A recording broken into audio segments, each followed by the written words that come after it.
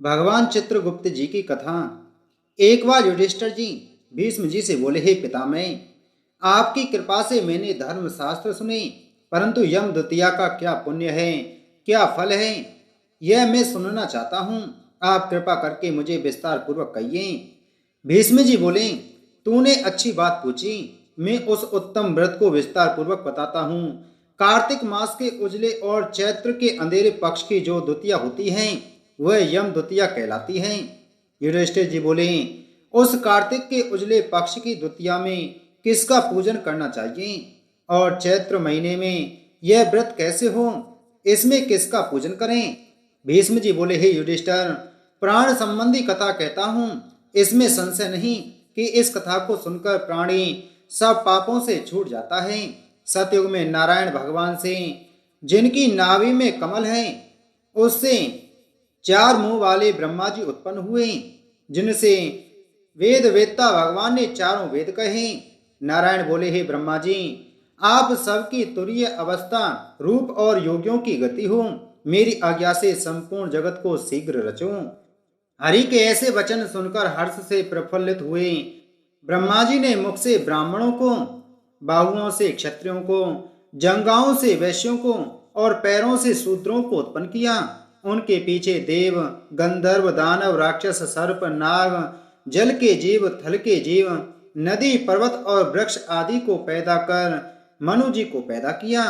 इनके बाद दक्ष प्रजापति जी को पैदा किया और तब उनसे आगे और सृष्टि उत्पन्न करने को कहा।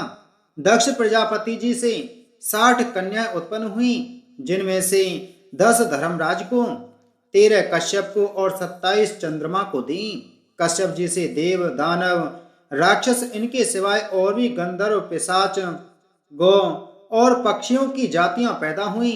धर्मराज को धर्म प्रधान जानकर सबके पितामह ब्रह्मा जी ने उन्हें सब लोगों का अधिकार दिया और धर्मराज से कहा कि तुम आलस्य त्याग कर काम करो। जीवों ने जैसे जैसे शुभ व अशुभ कर्म किए हैं, उसी प्रकार न्याय पूर्वक वेद शास्त्र में कही विधि के अनुसार कर्ता को कर्म का फल दो और सदा मेरी आज्ञा का पालन करो। ब्रह्मा जी की आज्ञा सुनकर बुद्धिमान धर्मराज ने हाथ जोड़कर सबके परम पूज्य ब्रह्मा जी को कहा, हे प्रभु, मैं आपका सेवक निवेदन करता हूँ कि इस सारे जगत के कर्मों का विभाग पूर्वक फल देने की जो आपने मुझे आज्ञा दी है, वह एक महान कर्म है। आपकी आज्ञा सिरोधार्य कर मैं यह काम करूंगा, जिससे कि कर्ताओं को फल मिलेगा। परंतु पूरी सृष्टि में जीव और उनके देवी अनंत हैं। देश काल ज्ञात अज्ञात आदि वेदों से कर्म भी अनंत हैं। उनके कर्ता ने कितने किए, कितने भोगे, कितने शेष हैं और कैसा उनका भोग है, तथा इन कर्मों के भी मुख्य व गौण वेद से अनेक हो जाते हैं। एवं कर्ता ने कैसे किया, स्वयं किया या दूसरे की प्रेरणा से किया, आदि कर्म चक्र महागैन है। अतः मैं अकेला किस प्रकार इस भार को उठा सकूंगा।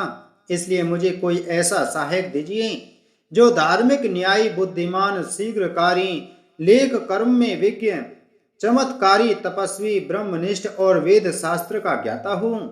धर्मराज के इस प्रकार प्रार्थना पूर्वक किए हुए कथन को विधाता सत्य जान मन में प्रसन्न हुए और यमराज का मनोरथ पूर्ण करने की चिंता करने लगे कि उक्त सब गुणों वाला ज्ञानी लेखक पुरुष होना चाहिए, उसके बिना धर्मराज का मनोरथ पूर्ण न होगा।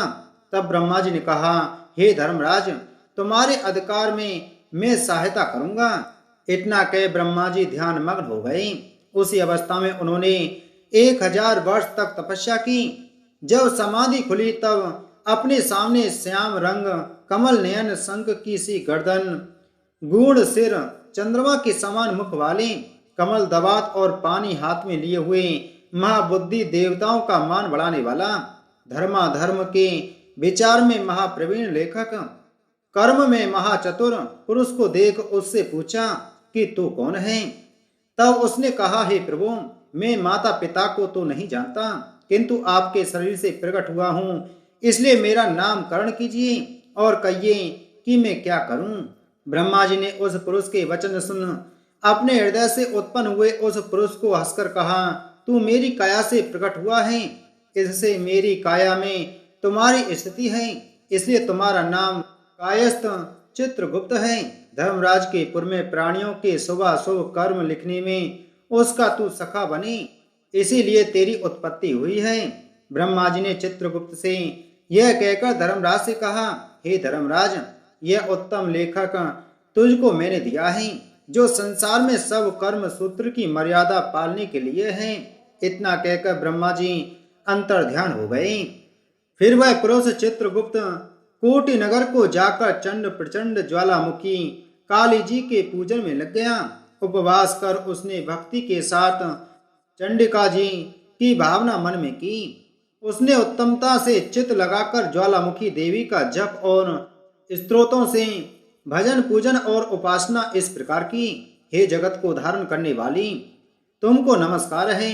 महादेवी, तुमको नमस्कार है। स्वर्ग मृत्यु पाताल आदि लोकांतरों को रोशनी देने वाली, तुमको नमस्कार है। संध्या और रात्रि रूप भगवती, तुमको नमस्कार है। श्वेत वस्त्र धारण करने वाली सरस्वती, तुमको नमस्कार है। सत रज तमो गुण रूप देवगणों को कांति देने वाली देवी, हिमाचल पर्वत पर स्थापित आदि शक्ति चंडी देवी, तुमको नमस्कार है।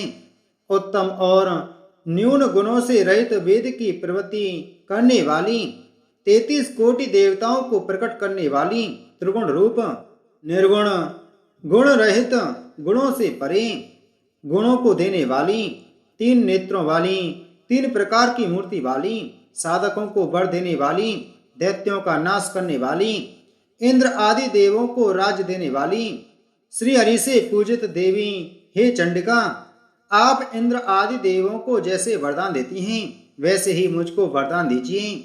मैंने लोगों के अधिकार के लिए आपकी स्तुति की है, इसमें संशय नहीं है। ऐसी स्तुति को सुन देवी ने चित्रगुप्त जी को वर दिया। देवी जी बोली, हे चित्रगुप्त, तूने मेरा आराधन पूजन किया, इससे मैंने आज तुझको वर दिया कि तू परोपकार में कुशल अपने अधिकार में सदा स्थिर और असंख्य वर्षों की आयु वाला होगा। यह वर देकर दुर्गा देवी जी अंतर्ध्यान हो गईं। इसके बाद चित्रगुप्त धर्मराज के साथ उनके स्थान पर गए और वे आराधना करने योग्य अपने आसन पर स्थित हुए। उसी समय ऋषियों में उत्तम ऋषि सुशर्मा, जिनको संतान की चाहना थी, ने ब्रह्मा जी का आराधन किया। तब ब्रह्मा जी ने प्रसन्नता से इसकी इरावती नाम की कन्या को पाकर चित्रगुप्त के साथ उसका विवाह किया। उस कन्या से चित्रगुप्त के 8 पुत्र उत्पन्न हुए, जिनके नाम ये हैं: चारु, सुचारु, चित्र, मतिमान, हिमवान, चित्रचारु, अरुण और 8वां अतीन्द्रिय। दूसरी जो मनु की कन्या दक्षिणा चित्रगुप्त से विवाही गई, उसके 4 पुत्र हुए। उनके भी नाम सुनो: भानु, भिवानु, विश्ववानु और वीर्यवान। चित्रगुप्त के ये 12 पुत्र विख्यात हुए और पृथ्वी तल पर विचरे। उनमें से 4 मथुरा जी को गए और वहां रहने से मथुरा हुए। हे राजन, सुचारु गौड़ बंगाली को गए, इससे वे गौड़ हुए। चित्रभट्ट नदी के पास के नगर को गए, इससे वे भटनागर कहलाए। श्रीवास नगर में भानु बसे, इससे वे श्री वास्तव्य कहलाए।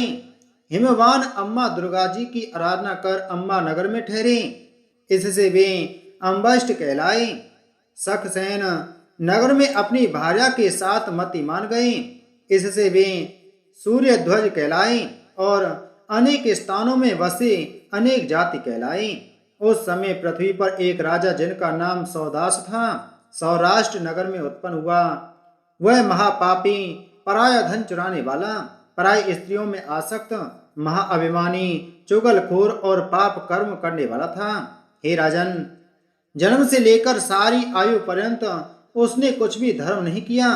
किसी समय वह राजा अपनी सेना लेकर उस वन में, जहां बहुत हिरण आदि जीव रहते थे, शिकार खेलने गया। वहां उसने निरंतर व्रत करते हुए एक ब्राह्मण को देखा।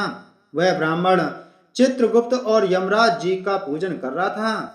यम द्वितीया का दिन था। राजा ने पूछा, महाराज, आप क्या कर रहे हैं? ब्राह्मण ने यम द्वितीया व्रत कह सुनाया। यह सुनकर राजा ने वहीं उसी दिन कार्तिक के महीने में शुक्ल पक्ष की द्वितीया को धूप तथा दीप आदि सामग्री से चित्रगुप्त जी के साथ धर्मराज जी का पूजन किया। व्रत करके उसके बाद वह अपने घर में आया। कुछ दिन पीछे उसके मन को विस्मरण हुआ और वह व्रत भूल गया। याद आने पर उसने फिर से व्रत किया। समयोपरांत काल संयोग से वह राजा सौदास मर गया। यमदूतों ने उसे दृढ़ता से बांधकर यमराज जी के पास पहुंचाया। यमराज जी ने उस घबराते हुए मन वाले राजा को अपने दूतों से पीटते हुए देखा तो चित्रगुप्त जी से पूछा कि इस राजा ने क्या कर्म किया। उस समय धर्मराज जी का वचन सुन चित्रगुप्त जी बोले, इसने बहुत ही दुष्कर्म किए हैं, परंतु देवयुग से एक व्रत किया जो कार्तिक के शुक्ल पक्ष में यम द्वितीया होती है। उस दिन आपका और मेरा गंध चंदन फूल आदि सामग्री से एक बार भोजन के नियम से और रात्रि में जागने से पूजन किया। हे देव, हे महाराज, इस कारण से यह राजा नरक में डालने योग्य नहीं है। चित्रगुप्त जी के ऐसा कहने से धर्मराज जी ने उसे छुड़ा दिया और वह इस यम द्वितीया के व्रत के प्रभाव से उत्तम गति को प्राप्त हुआ। ऐसा सुनकर राजा युधिष्ठिर भीष्म से बोले, हे पितामह, इस व्रत में मनुष्यों को धर्मराज और चित्रगुप्त जी का पूजन कैसे करना चाहिए, सो मुझे कहिए। भीष्म जी बोले, यम द्वितीया के विधान को सुनो। एक पवित्र स्थान पर धर्मराज और चित्रगुप्त जी की मूर्ति बनाएं और उनकी पूजा की कल्पना करें। वहां उन दोनों की प्रतिष्ठा कर 16 प्रकार व 5 प्रकार की सामग्री से श्रद्धा भक्ति युक्त नाना प्रकार के पकवानों, लड्डुओं, फल फूल, पान तथा दक्षिणा आदि सामग्रियों से धर्मराज जी और चित्रगुप्त जी का पूजन करना चाहिए। पीछे बारंबार नमस्कार करें। हे धर्मराज जी, आपको नमस्कार है। हे चित्रगुप्त जी, आपको नमस्कार है। पुत्र दीजिए, धन दीजिए, सब मनोरथों को पूरे कर दीजिए। इस प्रकार चित्रगुप्त जी के साथ श्री धर्मराज जी का पूजन कर विधि से दवात और कलम की पूजा करें। चंदन, कपूर, अगर और नैवेद्य, पान, दक्षिणा आदि सामग्रियों से पूजन करें और कथा सुने। बहन के घर भोजन कर उसके लिए धन आदि पदार्थ दें। इस प्रकार भक्ति के साथ यम द्वितीया का व्रत करने वाला पुत्रों से युक्त होता है और मनोवांछित फलों को पाता है। जय हो चित्रगुप्त जी की, जय हो धर्मराज जी की।